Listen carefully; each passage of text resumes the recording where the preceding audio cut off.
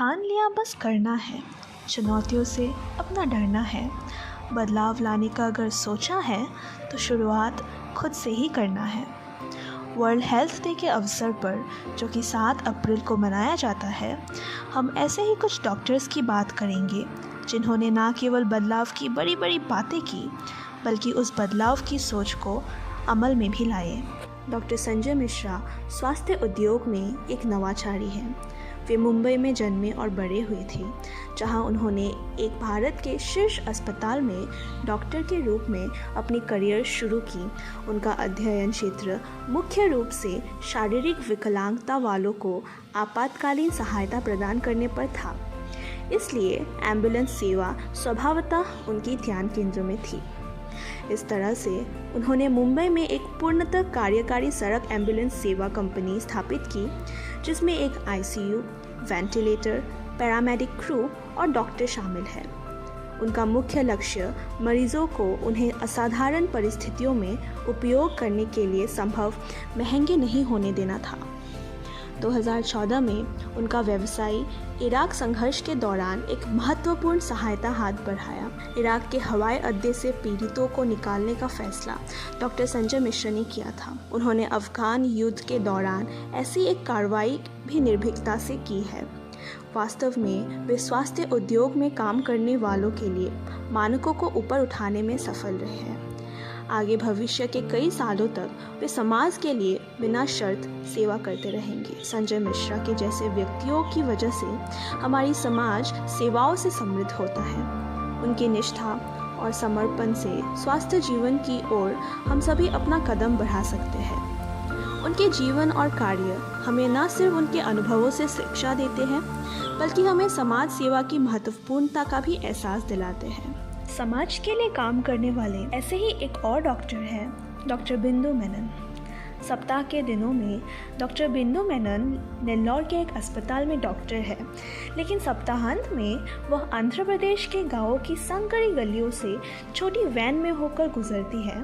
अवकाश यात्रा पर नहीं, बल्कि कुछ और के लिए जाती है। हम पहुंचते हैं, हम सिखाते हैं और हम इलाज करते हैं। इस आदर्श वाक्य पर पकड़ रखते हुए उन्होंने 2013 में अपनी गैर लाभकारी पहल डॉक्टर बिंदु मेनन फाउंडेशन शुरू की।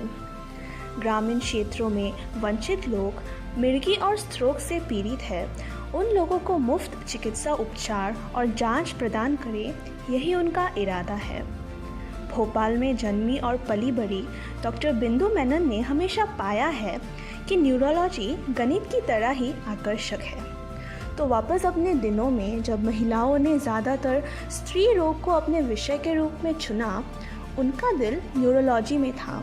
2015 में वह न्यूरोलॉजी ऑन व्हील्स प्रोजेक्ट शुरू किए, जो विशिष्ट न्यूरोलॉजिकल प्रदान करने के लिए भारत में पहली परियोजना बन गई। परियोजना पहले ही लगभग आंध्र प्रदेश के 23 जगह में फैलकर काम कर चुकी है। सशस्त्र बिंदु मेनन फाउंडेशन से होकर डॉक्टर लगभग एक दिन गांव में मिर्गी, स्ट्रोक और अन्य न्यूरोलॉजी से संबंधित रोगियों का इलाज करने में बिताते हैं। जागरूकता कार्यक्रम के बाद एक निःशुल्क चिकित्सा शिविर आयोजित किया जाता है, जहां उच्च रक्तचाप, मधुमेह और स्ट्रोक की जांच की जाती है और इसका पता लगाया जाता है। बाद में टीम ज़रूरतमंदों के लिए दवाई बांटती है। डॉक्टर बिंदु मेनन और उनकी टीम को सेवा का प्रतीक कहा जा सकता है, और जैसा कि वो कहती है, दिन के अंत में चिकित्सक होने के नाते लोगों का सेवा करना ही उनका धर्म है। डॉक्टर को भगवान का अवतार माना जाता है। मानसिक स्वास्थ्य सेवा उद्योग में एक प्रवर्तक डॉक्टर मनोज कुमार अपनी तरह के अनूठे व्यक्ति है। उनका जन्म और पालन पोषण केरल में हुआ, जहां उन्होंने सर्वश्रेष्ठ मेडिकल कॉलेजों में डॉक्टर बनने के अपने बचपन के सपने का पीछा किया। बाद में उन्होंने एक मनोचिकित्सक के रूप में अपना करियर शुरू किया। बाद में वह यूके चले गए और वहां काम करना शुरू कर दिया।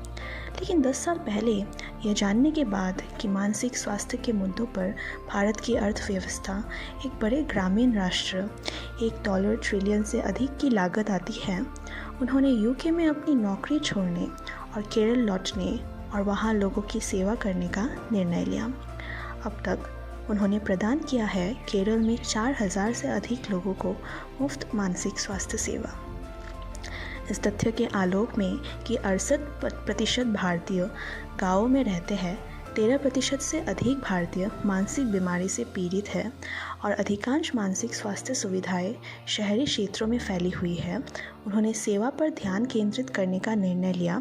राज्य के ग्रामीण क्षेत्रों के लोग अपनी दृष्टि की सहायता के लिए डॉक्टर कुमार ने 2008 में कोझिकोड में mental health action trust MHAT की स्थापना की, जो एक ऐसा संगठन है जो ग्रामीण आबादी को मानसिक स्वास्थ्य देखभाल प्रदान करने के लिए विकेंद्रीकृत मॉडल पर काम करता है।